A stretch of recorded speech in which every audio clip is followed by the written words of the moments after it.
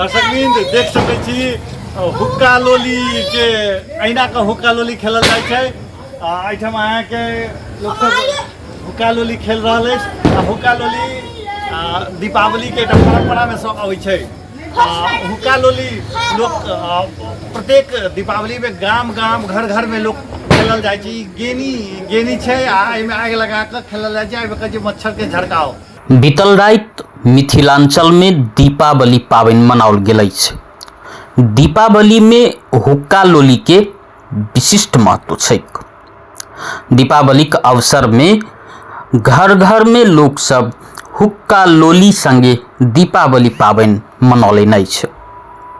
हुक्का लोली कपड़ा से बनाओल गेल एक प्रकार कपड़ा से बनाओल गेल रहैत अछि, जाहि के मट्टी तेल में भिजा कर राखि लक्ष्मी पूजा के दिन खेलल जाइत अछि।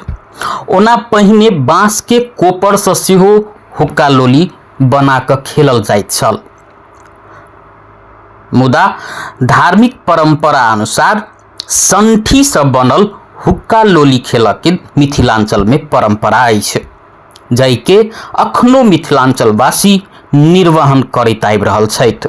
संठी के संगे ओहिमे एक प्रकार के खड़ से बांधि कऽ आगि लगा कऽ भाजल जाइत अछि। संठी से बनाओल हुक्का लोली से 5 स्थान में गांठ बांधि कऽ बान्हल जाइत अछि आ ऊपर संठी से क्रॉस कऽ कऽ सेहो बान्हल जाइत अछि। संठी से बनाओल गेल हुक्का लोली के धार्मिक अनुष्ठान संग संबंधित मानल जाइत अछि। घरक श्रेष्ठ जन देवता के घर में राखि दीप में से संठी बारि हुक्का लोली भजैत छथि।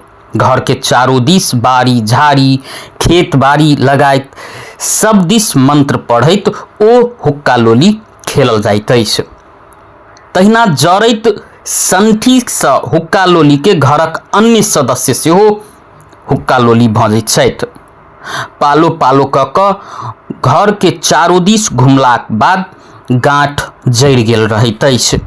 एकटा गांठ बाकिए रहल अवस्था में ओहि के खेत वा बाड़ी में जरल भाग राखल जाइत अछि आ एकटा संठी के हुक्का लोली जाहि में नई आगि लगाओल जाइत अछि ओहि के घर के चार पर फेंकल जाइत अछि।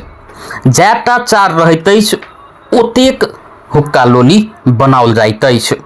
हुक्का लोली खेलला से ओहि से बड़ऽ वाला आगि से राक्षस दानव भूत प्रेत भगैत अछि आ घर में लक्ष्मी के वास होइत अछि से मान्यता रहल अछि।